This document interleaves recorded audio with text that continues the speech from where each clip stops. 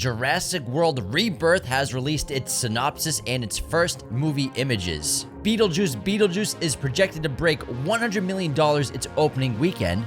Barry Keogan has joined the Peaky Blinders movie, and 6 amazing movies are hitting theaters for re-releases this weekend. Let's get into this week's movie news.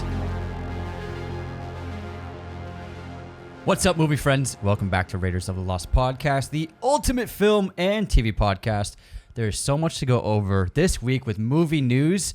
Before we get into all of these amazing stories that we looked into, we read them, we watched the trailers, you don't have to do anything except for sit back, relax, and listen to what's happening in the film and TV world. But let's break down the box office. And Deadpool and Wolverine in its 6th weekend came out on top with a $14 million weekend, and it finally passed the elusive $600 million domestic mark here in the domestic market. And $1.2 billion global. Damn. You're acting surprised. Like, can you believe Deadpool and Wolverine's #1 at the box office? Well, it wasn't last week. No, it was the week before. Or 2 weeks ago, when yeah. Alien Romulus came out. Romulus is the only movie to dethrone it. Yeah, it's pretty impressive. It's back on top. Although it has no competition with the new releases this week. I didn't expect Reagan to beat Deadpool. Everything else is kind of bombing. They're not bombing just like low-budget independent film stuff because obviously second place, Alien Romulus, still pulling in some money. It is $11 million at the domestic box office this week, and I believe it grossed past $220 million globally. Doing really well, and excellent word of mouth is keeping it up in the top 2 for the last 4 weeks. Then we have Reagan, the Dennis Quaid starring biopic of the former president of the United States. Ronald Reagan pulled in $9 million at its domestic opening weekend. More than I thought it would make. Do you know what the budget on that film was? I have no idea. Probably not that high. Probably not that high. I have not seen it. I've seen a couple trailers. I'd say it's probably a $20 million budget or something like that. You got to build those sets and everything, you know? It's the Oval Office set. He's a really good pick for that role. Looks like him. He fits it. Looks like I him. mean, he's an actor himself as well, so it's pretty cool. I have not checked it out. I don't think that trailer looks very good, though. It looks all right, but I mean, I think he's a good fit. I'm not interested in watching any president movies anytime soon. I've always been a fan of Dennis Quaid ever since, we were kids. The Rookie. He was so big when we were kids. Dennis Quaid was the man. He was like a top 20 actor alive. He was a big deal. He was a big deal, yeah. The Rookie, man. That was a great one. He throws the baseball past the speedometer. Oh my god! He thinks it says 78. It says really 98. Oh my god! The flicker of the 7 is really a 9. What a moment! Oh man, it's so good. You're just like, dude, turn around! It says 98. You did it, man. Yeah, presidential movies. I guess right now they're just so divisive. Especially there's another one coming out in October starring Sebastian Stan as Donald Trump. Oh, yeah. So we have that coming out, The Apprentice. But that's technically not a presidential movie. It's when he's young, so. Yeah, but still, it's an About interesting a president, time. yeah. A month before an election, it's like an interesting time to come out with that film. But anyways, moving on to It Ends With Us. Pulled in $70 million in its 4th weekend at the domestic box office.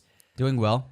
Blumhouse's latest horror film involving AI called Afraid. Get it? AI's in the title, guys. I did the italicized the AI. I saw you italicize that just for me, man. Yep. Pulled in only $4 million at the domestic box office. I wonder what the budget on this movie was. It's probably around there. The one good thing about this... Well, then it did good then. The one good thing about Afraid's release is that we don't have to watch the trailer anymore. Every time I go to the movie theater for the last 6 months, it's been Afraid. Do you want to see what I look like? Yes. Aya, could you send the kids some stuff? Oh my god. Yeah, the trailer's been around for a while. Every time that trailer comes on, I can't. It wasn't as much as the Argyle trailer, which I saw the Argyle trailer, I think, 50 times. Yeah. In theaters. Argyle was bad. Afraid was right behind it with annoyance and the number of times I've seen it. All right, I believe the budget for Afraid is $12 million. Oh man, that's not good at all. Well, I mean, it's not horrible. It's horrible. For a domestic opening. If it opens with 4, it's going to make 2 next weekend and then 1 the weekend after. It'll top out with $10 million. That's and then just splitting domestic. it. That's just domestic. You're not counting international. We'll see. I don't think this is going to be profitable. We'll see. Because, I mean, possibly. But Blumhouse generally is a very profitable studio. Moving on to Daniel, which pulled $2.5 million at the box office. What movie is that? It's a biblical story about Daniel. I don't know which one. You don't know which Daniel? I just wrote down Daniel. Is it about Daniel Radcliffe? Daniel Yeah, Radcliffe? it's about Daniel Radcliffe. Biblical tale. Who I think is hosting the Tonys. Is he really? I believe he and the guy from Manhunter are hosting the Tonys. Stephen Moffat? No. Stephen Moffat's a writer, director. Or what Jonathan Jonathan Groff. Graf. Yeah. Yeah, I don't know why I said Moffat. Stephen Moffat, the Yeah, writer, Doctor Who. the English writer of Doctor Who. I was thinking about Jonathan Graff. And then next up is 1992, which is a Tyrese Gibson film about the LA riots, which opened in 850 theaters with a $400,000 opening. So not a good opening, but it's getting good reviews and word of mouth. It's getting has a great cinema score, an A cinema score, and 93% audience score on Rotten Tomatoes. And then Slingshot, that weird sci-fi movie with Casey Affleck, Lawrence Fishburne, and Frenchie from The Boys, opened to 250,000 with 700 theaters of its release. That trailer looks weird. The poster looks weird. It looks like a student film version of Interstellar, if you're going to ask me.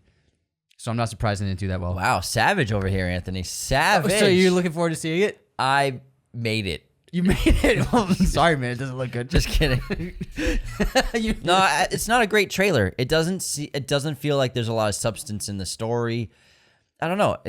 I was not excited. I've seen the trailer 3 times in theaters, and just every time I'm like, it's a weird movie. Kind of mediocre looking. Yeah, it looks like a blend of Solaris and Interstellar with a budget of $10 million. I mean, good cast, obviously. We got Oscar winner. We have Lawrence Fishburne's in there. So we'll see. Isn't Michelle Williams in it too? I think the wife. No, I don't know that. I didn't recognize the actress who played Loa. I don't think it's a wife. I think it's a girlfriend. Yeah. I don't think it's clearly not going to do well at theaters. $250,000. That's a bomb. Yes. That's a bomb. Not good, guys. All right. Beetlejuice is tracking to open $100 million domestically next weekend, and should be one of the biggest domestic openings of 2024. Massive opening. But that's not till next weekend, so we'll see. Yeah, but it's going to be a recovery from this weekend. Yeah, sure. Anyways, okay, so we have some really cool news. So we are hosting a private screening for Transfomers One on September 9th, which is going to be Monday. 45 fans will win 1 ticket to come join our private screening early access for this movie. We've already seen it, and it's a lot of fun. We really enjoyed this film. You're going to love it. So the theater will be AMC Burbank. 16. AMC Burbank and IMAX. AMC Burbank 16 in IMAX at the IMAX Theater. It's going to be just hosted by us and 50 of us, but we're going to bring 5 friends. 45 people win tickets. And it's going to be September 9th at 7:30 p.m. So if you can make it to Burbank that day, September 9th at 7:30 p.m., feel free to enter the contest. All you have to do is DM us on Instagram, and we'll add you to the list of names, and then we'll do a random drawing of 45 people to win a ticket to see Transformers One, which we think is a lot of fun. It's a film that was clearly made for fans of the Transformers franchise, both the animated series, the lore, and it's just a breath of fresh air in that IP. So we had a great time, and we think you will too. Yeah, so if you're local to LA, this doesn't include a flight. It doesn't include a hotel. It's just a ticket to come watch a movie with us. It does include a foot rub from James, though. No, it does not. If you Venmo me $20, maybe. That's it? Yeah, that's all it takes. That's it, man. You're going to be giving a lot of foot rubs, bro. I gotta pay the bills, man. A lot of competition out there. So come see Transformers One with us next week on September 9th. It'll be a lot of fun, everybody. Yeah, it's going to be great. Cool. All right. We have some awesome news and interesting news for Jurassic World, the new film, which has been titled Jurassic World Rebirth. We finally got some images and an official synopsis. Would you like to hear about this film, Anthony? I'm curious because I didn't like the name. Jurassic World Rebirth. Synopsis official right here. 5 years after the events of Jurassic World Dominion, the planet's ecology has proven largely inhospitable to dinosaurs. Those remaining exist in isolated equatorial environments with climates resembling the one in which they once thrived. That's a lot of adjectives. The 3 most colossal creatures within that tropical biosphere hold the key to a drug that will bring miraculous life-saving benefits to humankind. Scarlett Johansson plays skilled covert operations expert. Lots of titles there. She's skilled and she's an expert. A lot of adjectives in the synopsis. Zora Bennett. Who wrote this? Contracted to lead a skilled team. So she's skilled, our team's skilled, Anthony. Just to make sure you know, they're all skilled. Everyone's skilled. Thanks, synopsis. On a top secret mission, it's covert and it's top secret mission to secure genetic material from the world's 3 most massive dinosaurs. 3 most massive dinosaurs. Oh yeah, this is a great synopsis. When Zoras secret operation intersects with a civilian family whose boating expedition was capsized by marauding aquatic dinos. They all find themselves stranded on an island where they come face to face with a sinister, shocking discovery that's been hidden from the world for decades. And my theory, and right now just reading that, is it's probably maybe there's a T-Rex hidden somewhere. I mean, honestly, it sounds better than I was expecting, and I do like how the scope of this story is covert. Is small. It's covert. It's secret. What I'm really excited about is there's like a lot of skilled characters. there's 7 skilled characters. There were a lot of adjectives in that synopsis. I'm just gonna say, but they could have done that in 3 sentences. It sounds honestly really cool. I like the small scope. I think that Jurassic World it just got too big, and it was just to the point where the global stakes, the global story, it just didn't feel right, and I never enjoyed the second 2 films at all. So I think that the Jurassic Park franchise works better on a small scale. The first film, obviously, by far the best one, but then a couple of the others are pretty good, but they are always self-contained stories. And this looks like this is going to be like basically on one island, one area. So I like this. I think this is a good step forward. It's bringing the stakes down. It's just a few people and a few dinosaurs. That's all we need. Let's get some people eaten by a T-Rex. Let's get some flares. I like the sound of it, honestly. The new film is being described as an action-packed new chapter that sees an intrepid team racing to secure DNA samples. These adjectives! And these adjectives, I love them. The most colossal creatures across land, sea, and air. 2 images have also been released of Jurassic World Rebirth. One features Scarlett Johansson and Jonathan Bailey. Scarlett Johansson obviously is the secret covert skilled expert. And then Jonathan Bailey plays a paleontologist. You can tell because he's wearing glasses, so he's probably a dork. We're both wearing glasses in case you're just listening. Another image. It does make him look dorky, you're right. Because he's a very handsome guy, but like that's how I look so dorky, you know. You gotta dumb him down. Chiseled, handsome Henry Cavill over here. But Giga James over here. Chad over here. Put glasses on me. I gotta bring it down a little bit. All right, so people, will listen. And then we have an image of Mahershala Ali, who is the leader of Zora's secret skilled operation. He's the super skilled covert leader of this operation. And he's holding a flare. I'm sorry, whoever wrote that. Just gonna let you know, Mahershala, flares will not be covert at all. Unless, obviously, it's a T-Rex, probably. So many adjectives. This will hit theaters in July 2025. Not that long away, everybody. Less than a year. Directed by Gareth Edwards, of course. They fucking turned that out, man. Real fast. I feel like they just announced it and they're already almost done with production. Well, I don't know if they're almost done, but they probably just started filming. They're actually done. Yeah, apparently Anthony's on set. Literally, I think they just started filming. They finished today. Like last week. They didn't film last week. No, they just started last week. Really? Where'd you get that story? Because I've been watching all the behind-the-scenes photos. Show me the story. The story? You've been... Hold on. My hands are full. James knows they started filming last week because he's been watching all the behind-the-scenes photos. No, they probably started filming He's been watching all the behind-the-scenes photos. Hold on. Let's see.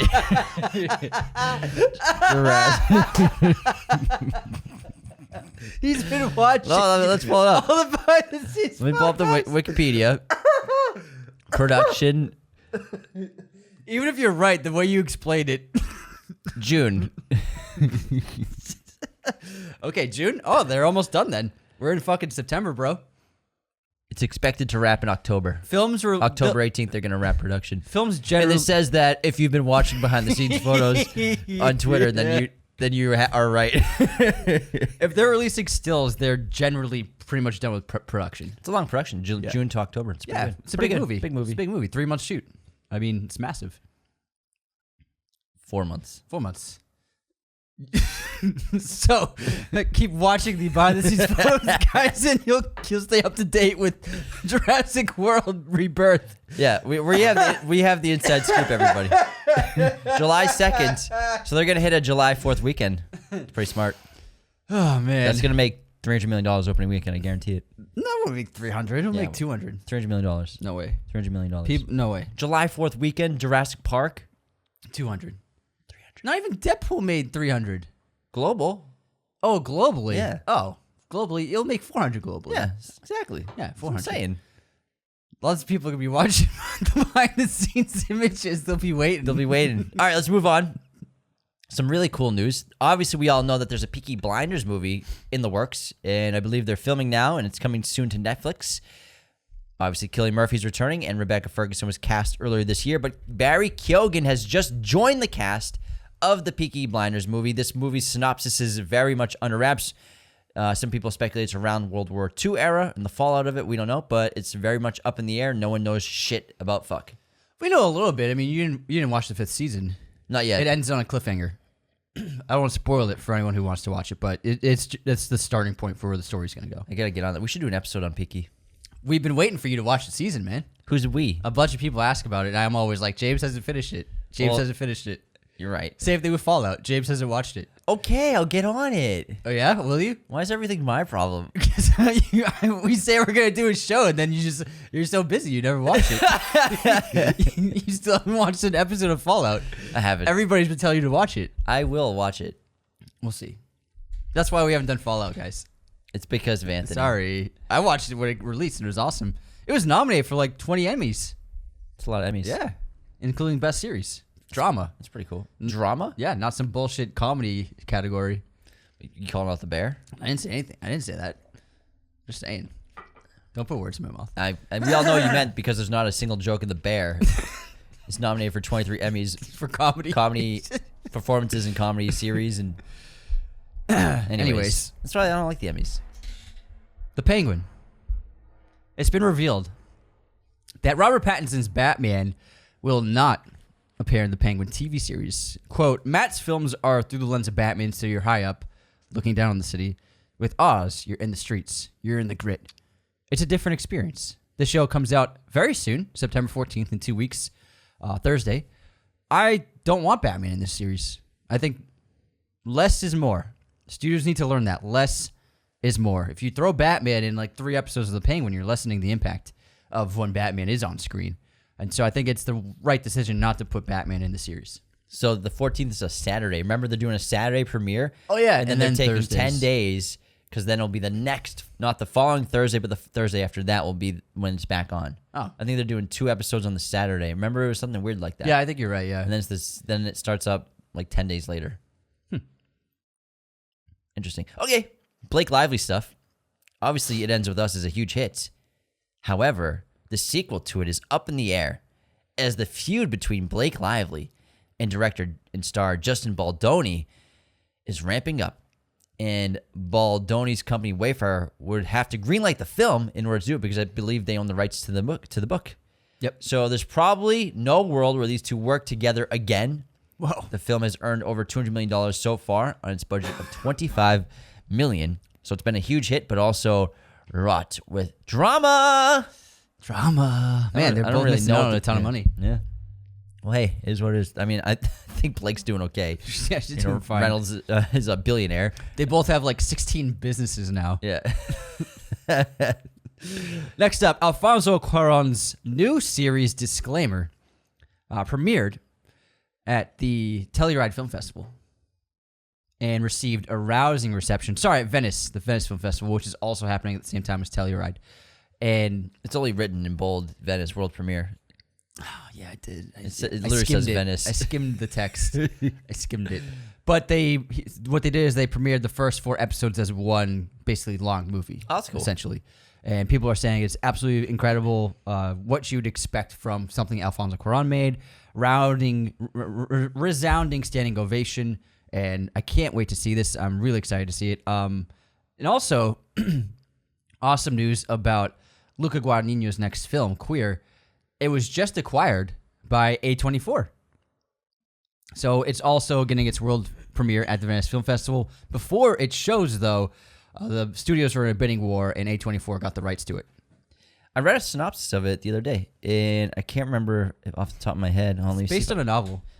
So it's about an older gentleman, an outcast American expat who becomes infatuated with a younger man, and it's set in 1940s Mexico. And he's a photographer as well. Yeah. I can't wait, man. Okay, moving on to some Glenn Powell news. Of course, our guy. Feels like every week we have a Glenn Powell story. He's on fire, man. He's the biggest guy right now. Edgar Wright's Running Man remake starring Glenn Powell begins filming in November.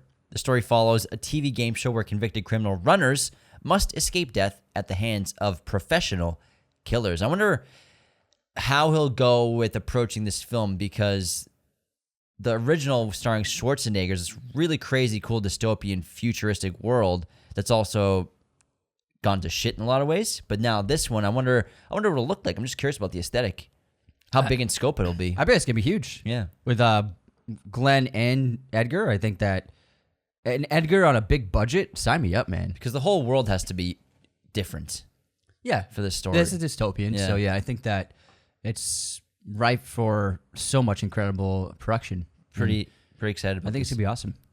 Joker 2 has released a new teaser. I have not watched it, but you can check it out. They've also released a couple new posters, a couple new looks at Harley and Joker. Again, this is in theaters very soon, October 4th. Wow. Just a little over a month away, everybody. Wow, we're getting there, man. And we'll be covering Joker in September, anticipating and leading up to Joker 2. We're gonna do a big breakdown. I haven't seen it for a couple of years. Me neither. It's been a while. All right, Ralph Fiennes is receiving a ton of Oscar buzz. His new film Conclave, from the director of All Quiet on the Western Front, premiered at the Telluride Film Festival the other day, and audiences are saying he's magnificent in the role and looks to be the front runner come Oscar season.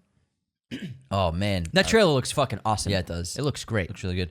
Okay, there are a bunch of new re-releases happening in theaters. I think a lot of studios are listening to Raiders of the Lost podcast because for years we've been saying, just release movies people love from the past all the time. Like, why not? Every anniversary of a movie, drop it. So Whiplash is hitting its 10-year anniversary. It's going to get released on September 20th in theaters. They've released a couple new posters, which are really great. Shaun of the Dead is in theaters right now to celebrate the film's 20th anniversary, so you can go see that in theaters if you've never seen it in a theater before. Can't recommend it enough. Back to the Future Part 2 will be released in theaters in October for the film's 35th anniversary.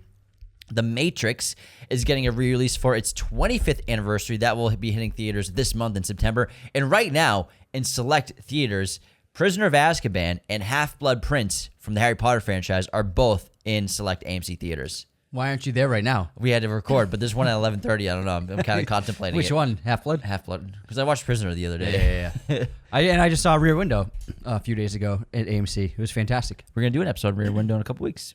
Yeah, it's one of our upcoming episodes. So this is, I think, that something that should be constantly happening is just re-releasing movies, because you have the digital copies. Just send it to a theater. Hey, put this on for 3 days. And not even digital copies. When they have a great 4K remaster, it should be. They always do a release in theaters for it too. All right, let's move on to George R.R. Martin with some drama about House of the Dragon. Drama! Martin plans to write a blog post about everything that went wrong with House of the Dragon. Oh, I can write that for you, dude. I quote, "I do not look forward to other posts I need to write about everything that's gone wrong with House of the Dragon, but I need to do that, and I will." Yeah, he has a blog that a lot of people read. It's called This Is Not a Blog. That's what it's called? Yeah. This is not a blog.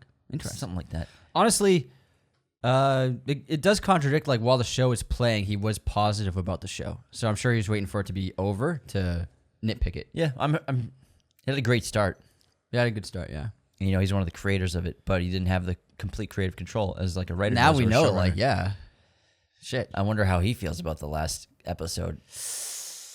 Yeah. Anyways, yeah, it kind of shows you that he doesn't have too much involvement once they take over the story. Yeah, once they take the reins. He's not a TV producer. Yeah, he's not a showrunner. Yeah.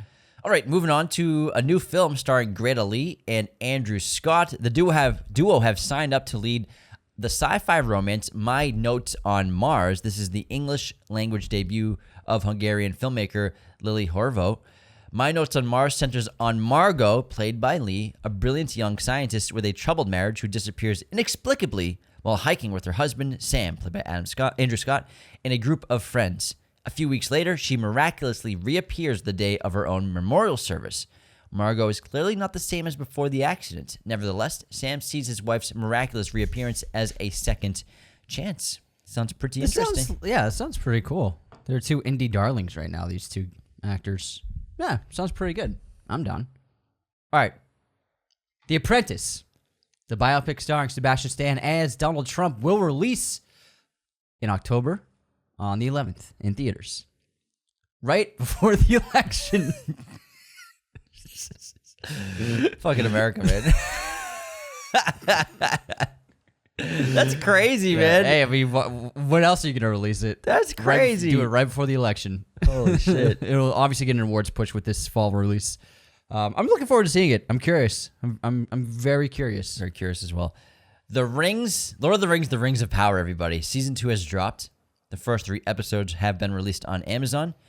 In my opinion, it's a sneaky way to boast higher viewership with the minutes watched by dropping 3 at once. That's what they did with the first season. They dropped 2. Yeah. And then the finale, they dropped 2 at the same time.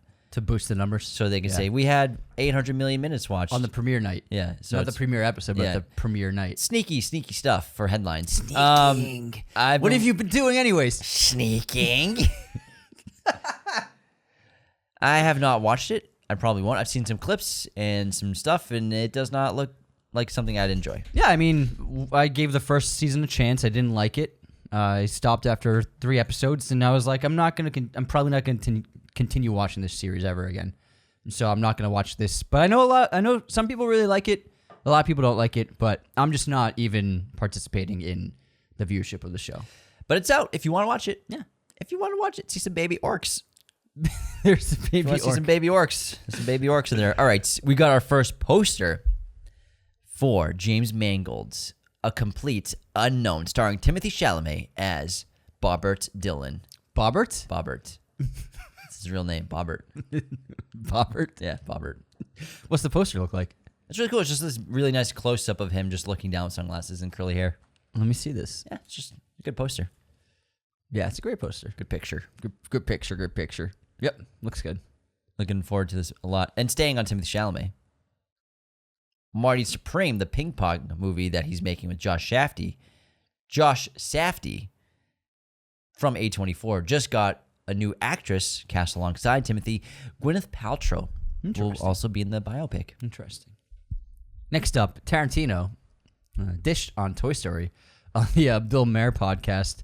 He says that Toy Story, the trilogy, is so perfect that he'll never watch Toy Story 4.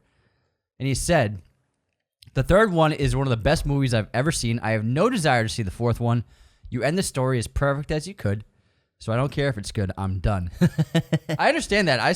I remember seeing Toy Story 3, and I was sobbing at the end of it. I was sobbing. Yeah, it was a good so one. good. It's a good one. It's and the animation's amazing in it too. The fourth is good too, but yeah, it's not as good. And I remember it was at this kind of a children's theater in downtown LA. I saw it at, where they do a lot of like live performances, like puppets or whatever, marionettes and stuff. And they also show films too. So the theater was pretty much me and the person I was with, and then like a bunch of kids and their parents. And the kids were all like chatting in the first like few minutes of the movie. But then like halfway through the film, it was dead silent. The kids were like locked in. Like, they were so locked in. That's great. It's a good one. We have some Blade Runner 2099 news. Tom Burke, who we just saw in Furiosa, has been cast in Blade Runner 2099 alongside Hunter Schafer and Michelle Yeoh, coming soon to Prime Video. Oh, he's blowing up, huh? Nice. He's a good actor. He is, yeah. All right, next up. There are some big blockbusters who got their release dates all in July 2025. So it's going to be a competitive season next year. We have Jurassic World Rebirth on July 2nd. Then Superman flies into theaters on July 11th. Nice, I like that. And then the Fantastic Four land on July 25th. Whoa. That was nice. Thanks, man. That was, wow, I feel a little tingle in my in my body. That was smooth, Anthony. You're a smooth talker, man. 0 adjectives used. Well, hold on, you forgot to say the secret covert Jurassic World Rebirth of skilled Equilateral, isolated characters, equilateral, skilled covert characters who are experts. He is experts. The most massive mammoth dinosaur. Colossal. The most massive colossal. Whoever wrote that. Too many adjectives. Stop. You're doing too much, guys. Just keep it simple. We get it. You're wicked smart. Hitting thesaurus.com up doesn't make you smarter than everyone else. What about most massive? You can just say massive. You just say massive. You don't say most massive. You say the biggest, but you don't have to say most massive. You can say most massive, but they said most massive colossal dinosaurs. No, I said most massive beasts or something like that. Something like that. You just say massive beast. I guess. Enormous. Wicked big. We're just we're just We're just joking busting around. chops. Whoever did that, they did a great job. You are great at your job, whoever you are. Way to use dictionary.com. Moving on to Mandalorian news. So the Mandalorian and Grogu is filming right now. And Sigourney Weaver watching the behind the scenes. Yeah, I've been watching behind the scenes footage. That's how I know. No, I know because it's filming at the same time as Fantastic Four, but Pedro isn't on set for Mando. He's on set for Fantastic Four. Mm-hmm. I'm sure he'll be on set for Mando soon. So Sigourney Weaver has actually joined the cast, and she got to meet Grogu for the first time the other day, she said. So, pretty cool. Sigourney's going to be in the film. Nice. Anthony's like, cool, man. Cool. Grogu's like the new Chewbacca. Like, everyone wants to meet him and hug him. I think they're milking him too much, man. They need to take it easy. They need to take a chill pill on Grogu. Do you have any idea how much merchandise they sold? I know, but like... They get a pedal to the metal, like all man. they got right now. They just... Dude, they make so much money off Grogu. They're not gonna erase him. I'm not saying erase him, but just pump the brakes on the guy. After this, we're gonna get a Grogu Origins. He's being overworked. Who's his agent? He has to go to school. He has to be a Padawan. All right, for anyone who wants to watch another unnecessary origin story of a classic film, Julia Garner's new prequel film, Apartment 7A, which is a prequel to Rosemary's Baby that we all were dying to see, premieres at the end of this month, September 27th, on Paramount+. It's called Apartment 7A, and they dropped a full-length trailer. And it's a unnecessary prequel to Rosemary's Baby. It's probably going to be a copy of the movie. It's essentially the same exact story beats as the movie. She's a dancer, gets injured, can't dance anymore, basically makes the deal, essentially the same kind of thing. And, She makes a deal with the devil. Yeah. Same stuff. Same thing. All right. Did you know that Predator is also filming right now? The new Predator film called Badlands, starring Elle Fanning, and this will be set sometime in the future.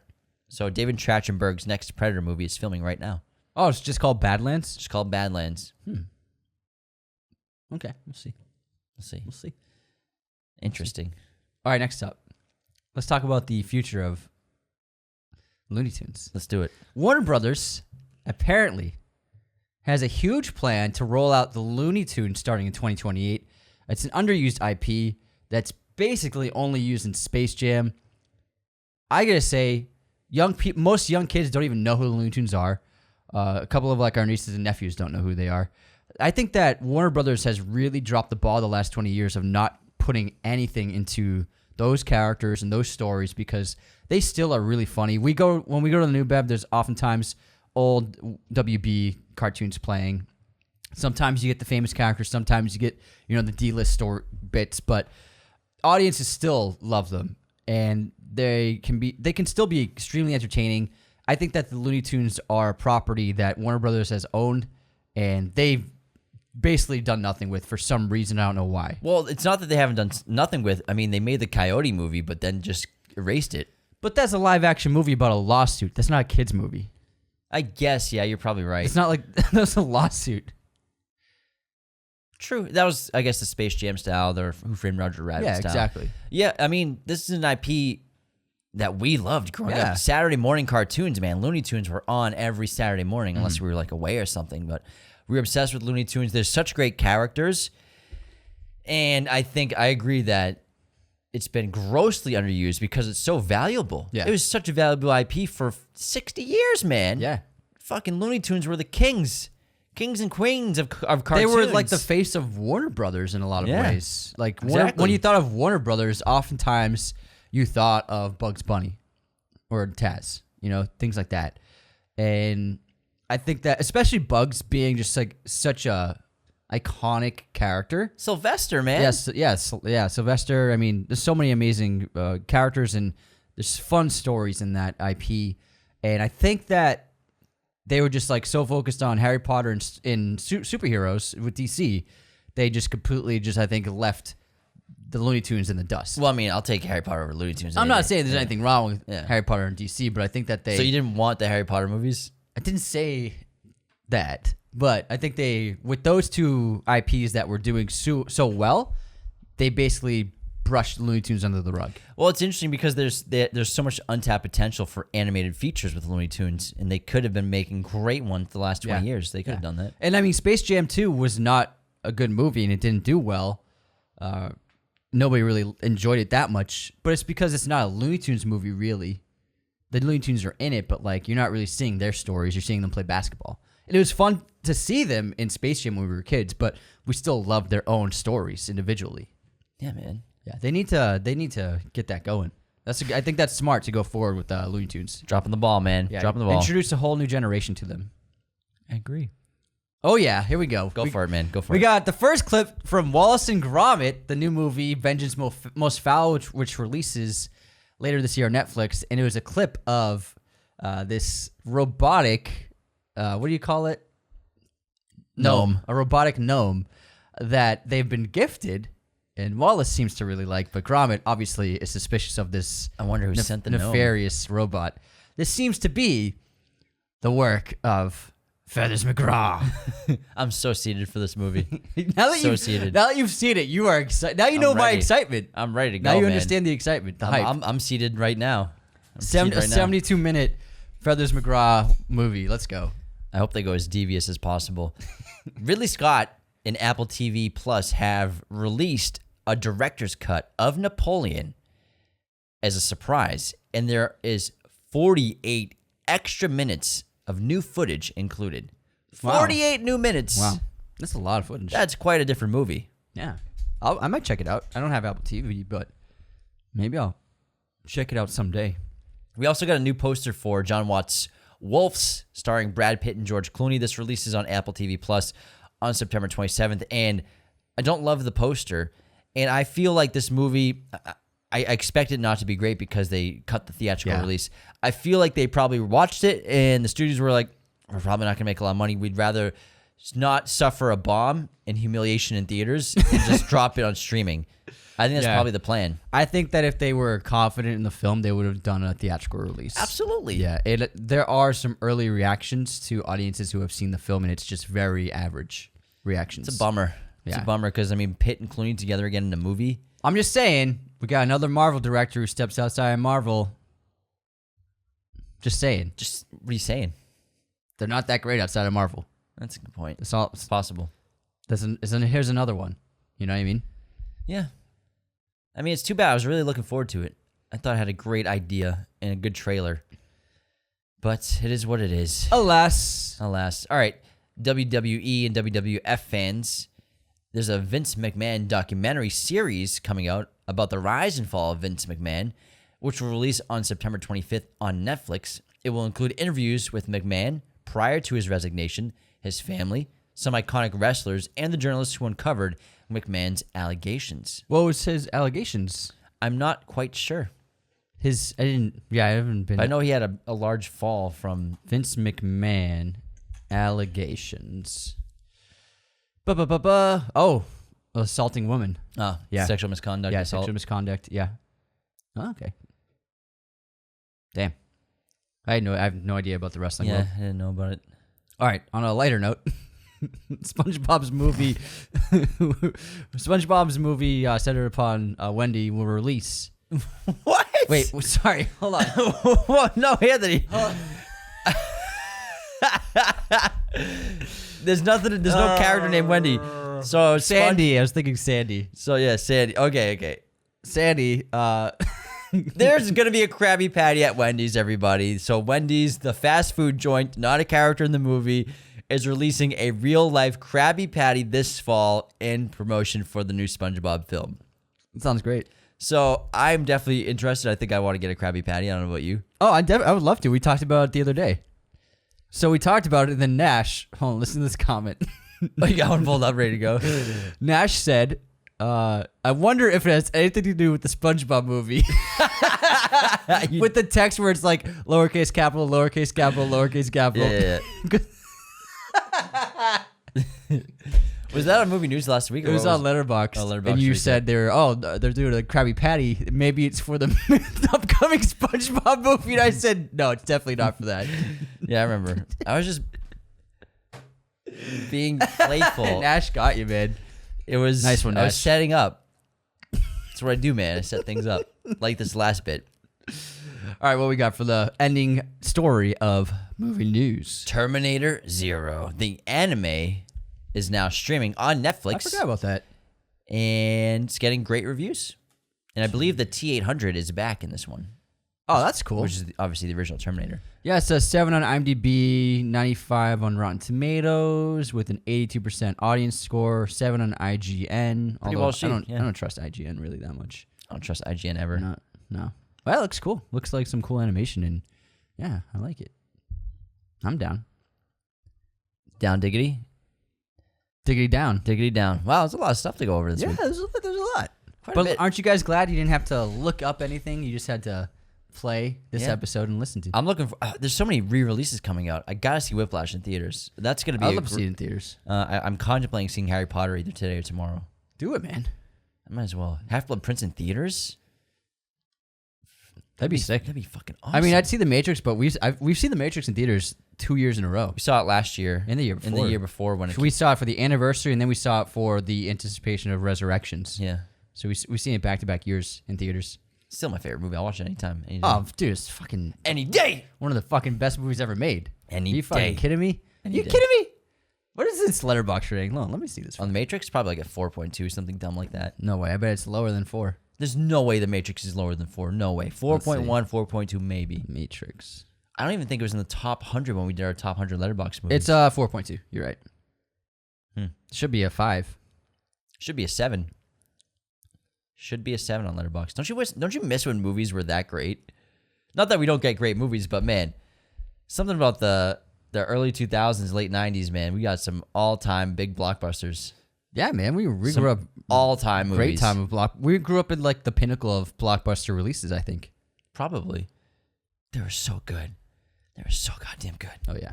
I miss it, man. I miss it so much. All right, well, that wraps movie news. Make sure to enter our contest to come see Transformers One early at a private screening that we're hosting for just us and our friends, because you're all our friends. 45 people will win 1 ticket each. So send us an Instagram direct message. That direct message. The kids called DMs. The kids called DMs on the gram. Raiders of the Lost Podcast. And we'll enter you into the contest. We'll do a big random name selector. Once everyone's name gets put in, then we'll just need your email address. Then you'll get emailed your ticket if you get selected by the random name generator to come to the premiere. Again, not the premiere, the screening. It's not screening. premiere. It's not premiere. Screening. It's a private screening. Private screening. It's super chill. Dress normal. Yeah, it's super chill. September 9th in Burbank. If you can make it, enter. 7:30 p.m. See you there. AMC Burbank 16. It's going to be a blast. All right, everyone. Be sure to become a patron today at patreon.com/Raiders of the Lost Podcast. Leave those 5-star ratings and reviews, and take care. See you next time. Thank you for watching Raiders of the Lost Podcast. Be sure to hit that subscribe button, hit the like button as well, notifications for sure. Listen to the show on Apple Podcasts, Spotify, everywhere you can listen to podcasts, and be sure to check out this other content we have on our YouTube channel.